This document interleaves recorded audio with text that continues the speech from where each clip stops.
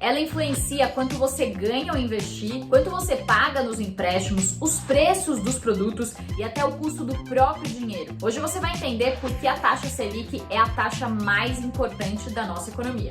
A gente vai dividir esse vídeo em 3 partes e a primeira fala sobre os efeitos da Selic no nosso dia a dia. A Selic é o juro básico da economia. Isso significa que ela serve como base para definir qualquer juro cobrado na nossa economia. Por isso, quando a Selic cai, os empréstimos tendem a ficar mais baratos e quando ela sobe, é o contrário. É por isso que os economistas dizem que a Selic define o custo do dinheiro.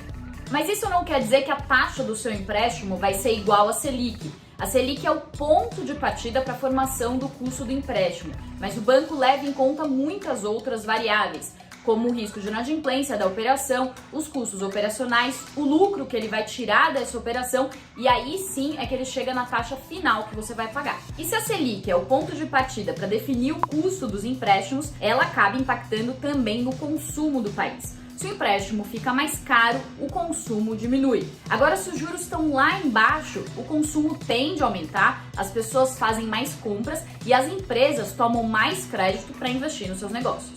Outro efeito no dia a dia é nos investimentos, e a lógica é muito parecida com a dos empréstimos. Quando você pega um dinheiro emprestado, você paga juros. E quando você investe, você ganha juros. Então, se a Selic está mais baixa, você tende a ganhar juros menores nos seus investimentos e vice-versa. Mas quais são os investimentos que sofrem influência da taxa Selic? São os chamados investimentos de renda fixa, que são aqueles mais conservadores. Entre eles estão, por exemplo, os títulos do Tesouro Direto, os CDBs, as LCIs e LCAs, a própria poupança, fundos de renda fixa, entre outros. Alguns desses investimentos pagam exatamente a variação da taxa Selic, como é o caso do Tesouro Selic.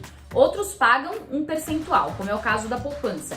E outros ainda pagam um percentual da taxa DI ou CDI, que é uma taxa que fica muito próxima à Selic e tende a acompanhar o comportamento da taxa básica de juros.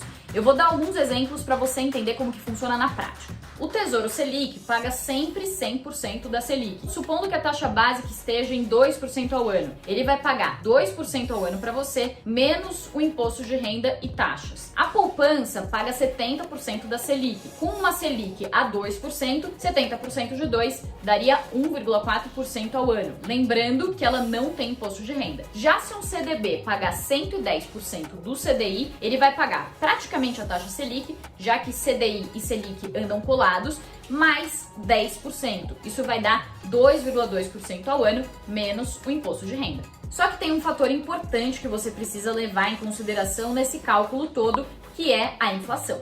De nada adianta a Selic estar alta se a inflação também estiver alta. Porque se você ganhou 10% de rendimento, mas os preços também subiram 10%, você só manteve o poder de compra do seu dinheiro. Você não teve um ganho real. Outra questão importante na relação entre a Selic e os investimentos é que quando os juros estão mais altos, você sabe que vai ganhar um retorno bom, mesmo investindo nesses investimentos de renda fixa que são mais conservadores. Mas quando a Selic cai, tanto as empresas quanto as pessoas tendem a buscar um retorno maior e investimentos de maior risco. Nesse caso, as empresas investem mais nos seus negócios ou em novos negócios e as pessoas tendem a partir para investimentos de renda variável, como é o caso das ações, para conseguir ganhar o mesmo dinheiro que ganhavam antes na renda fixa. Bom, até aqui a gente viu os efeitos práticos da Selic nos empréstimos, no consumo, nos investimentos, mas o que define exatamente se a Selic vai ficar mais alta ou mais baixa? A cada 45 dias, o Comitê de Política Monetária do Banco Central se reúne para definir uma meta para a Selic.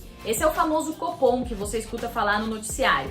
Mas existe um jeito de chegar nessa meta. Não é que o Copom define num dia a meta e no dia seguinte todos os juros são automaticamente atualizados.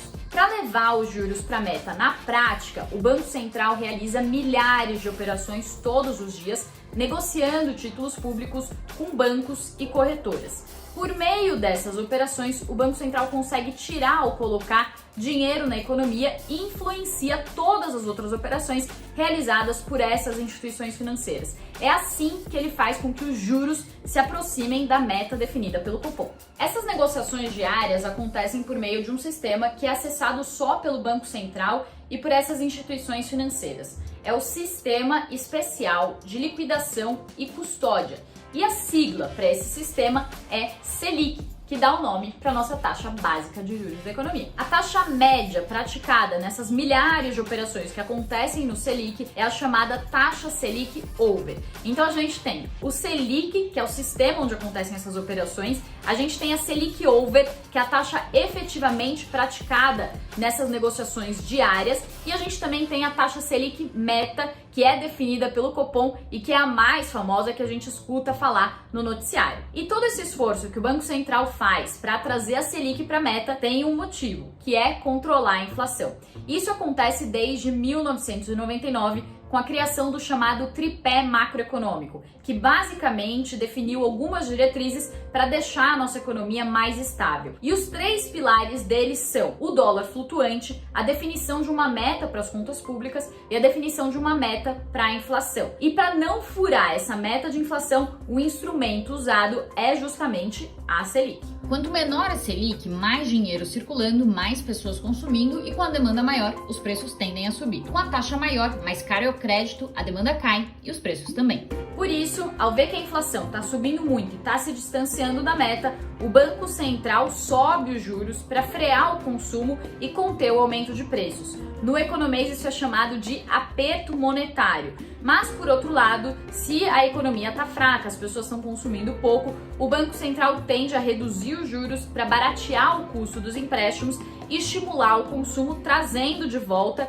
a inflação para a meta. É o que se chama de afrouxamento monetário. Resumindo, a Selic é a taxa usada como referência para todas as operações que envolvem dinheiro na nossa economia.